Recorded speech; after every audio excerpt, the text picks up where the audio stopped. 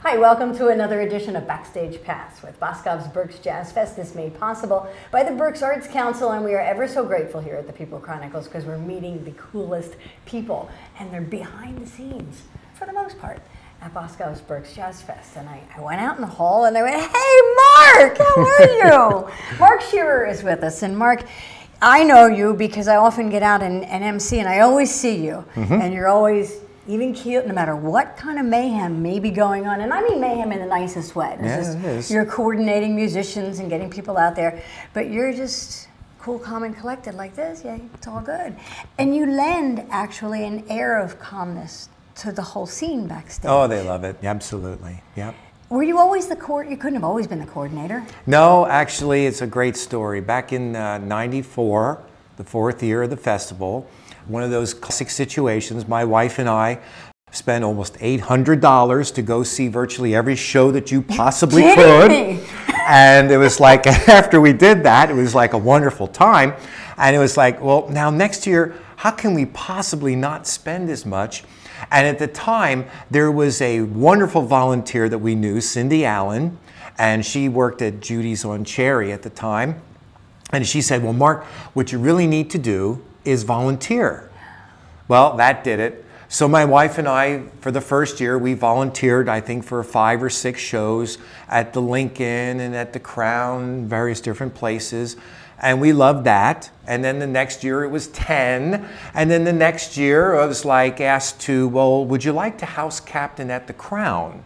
Oh boy. Well, you know, the old yes came out.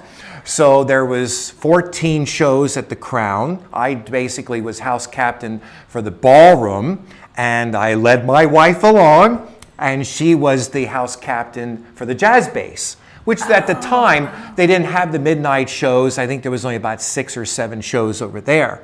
But we worked very well together, and it was a lot of fun. Wait, first of all, your motivation was you wanted to see the shows without a ticket. Yeah. I hear that all the time. Yeah. I really do. That's, if you want to see jazz shows, be a volunteer. Yeah. And then I've heard this term. It's an army of volunteers. Oh, it's a family of volunteers. It's a family. Oh, I like that better. It's a family. But a large family. Yes, right? it is. Actually, yes, and like you were saying, as far as after being the volunteer and house captain, I guess it was about 7 years ago, I was asked to become the lead volunteer to help organize everything.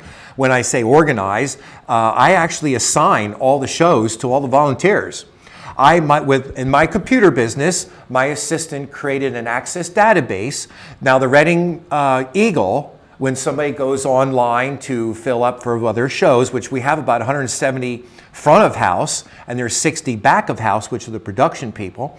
When they sign up for their shows, then I receive all that information, and then we put it into our database, and then I go about as making sure that everybody gets assigned to the shows, go through overages or underages. So you can pick your show when you're a volunteer? Oh yeah, absolutely. They must sign up for 3. They can do as many as they want. And then I go through and make sure that everything looks right. Now, next week, we have our volunteer meetings, which are mandatory, where they have a choice of 4 different meetings they can come to. And then we talk about all the little things that they need to know. Like if they're working at Doubletree, where do they park? Do they need parking passes, like working at the Lincoln? What times should they be there? We cover everything with them. And everybody gets a lanyard. Everybody gets a lanyard. They get a shirt, right? Same T-shirt. Yeah. Everybody gets it. And I always say, every meeting that I've been doing for so many years, welcome to our family. It is it's a really awesome family. And I've gotten to know them just from being at different events. Yep. So you kind of like, I'm picturing you easing your way into a pool and testing the water first. Oh, so that's what you and your wife did as a volunteer. That's right. Then you became house captain. What does that mean? Well, that means that I basically oversee that everybody is doing what they need to do. At your particular and venue. I've been at the Crown. That's why Craig Poole was saying, Mark, why can't you be at the DoubleTree with me? Because we got along very well. He's a great guy. You create bonds. Oh, yes. Don't you? Oh, yes. Yeah. But I, like I said, I've been over there for 21 years, and John Ernesto said, you ain't going nowhere. 21 years. You're going to be over at the Crown. Well, you know what? Okay. Last year was wild. We had 5 different shows going at one time. Last year we had... On a Saturday night. Saturday during the day or Sunday, there was events going on at the pool, which turned out to be a disaster. Somebody fell in the pool. They're not going to be there anymore. They're not going to be there. And then in the back, there at the restaurant, there was bands going in the ballroom, over at the jazz base, and in another room. 5 different shows, and I got to make sure that the volunteers are all organized and all operating at the same time at what they're supposed to be doing. Then we sell merchandise and we sell CDs. The artists bring their stuff to me. They report it to me, so that way I'm accountable for their products to get them sold. And then we have what's called the marketplace in the hallway at the Crown. We might have about 15, 20 different vendors that sell like jazz type items, which is really cool. It is. Was that your idea? No, that's been in play for a long time. Well, 21 years. I have to believe that for 21 years... I'm crazy. Well, yeah, that's true. This is definitely crazy. Wait, you said you have a computer business. That's called what? Shearer Technical. And that's, where are you? In West Reading, right alongside the Kuhn Funeral Home. So at Shearer Technical, you're volunteering there as well in orchestrating the software and the spreadsheets that need to be made to have this happen. This is a monumental task. Oh, you can't believe your motivation has to be more than seeing a free show at this point. What is it? I don't even really see the shows, Joe. I really can't imagine. I have so much work that I got to take care of. I listen to the music in the hall. Yeah. If I want, I can go in and see a show for a little bit, and some I do. There's a few select that I really do like to see. So what is the motivation now, if it's not the show? Just being with the people. Oh. Knowing how to manage it. The people respect me. And just knowing how to organize and manage people, and knowing that these people love it, because a lot of them say, Mark, I want to work at the Crown because you're there, or I do it because you're managing it. And right now, though, as volunteer coordinator, you're not only managing the Crown, which is your home base, you're managing all the other venues as well. I organized all our house captains. The majority of our house captains that we have that are at the different locations are all through me, understanding their potential and building them up to be able to do it. Oh. And that's a really cool thing. I've taken some people and massaged them to get them to the point that they really weren't very comfortable with doing anything. Yeah. And like David Pepper, who takes care of the Miller Center, that guy has come so far, and he wouldn't go anywhere else but there because he loves it. He loves it.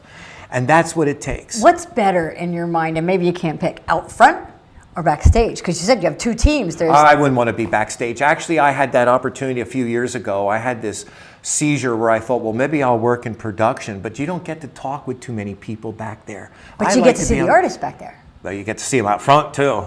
Good point. Yeah, because I'm dealing with out front, too. I have to take care of their contracts, paying them their money, handling their merchandise, and oh yeah, I do get a lot of times to get to talk with them. So if you wanted to share a story, like a behind-the-scenes story, is there one that you share, like, you'll never guess this person was so cool, or I couldn't believe? Is there one of those? I'm sure there's lots. Yeah, I think they're all kind of really interesting and neat. I don't know of anyone in particular right now that I would say that is just, but they're all wonderful people. You know, the neat thing that I hear all the time is that we have jazz fests all across the globe. And the artists continuously tell us that from the moment they get out of their car to the moment they drive away, this is the best festival they could go to in the world. Mark, I got to tell you this, and I've talked to so many of them over the years and as part of this Backstage Pass. And I ask them, what is it? What is it about this? You know what the answer is? The volunteers. Darn right. The volunteers. And that's the first person, I've said to John Ernesto, well, this is yours. He says, the volunteers. So it is your extra effort at hospitality and caring about how people feel that makes them keep coming back. And it's quite a reputation. Nice job. John Ernesto's a wonderful man to work for. And when you have a good leader that's consistent, everybody else will follow. Which is why you are where you are. You bet. He calms everything down. Mark, it's been a pleasure talking with you. Absolutely. Thank you so much. You betcha. I appreciate it. I appreciate it for sure.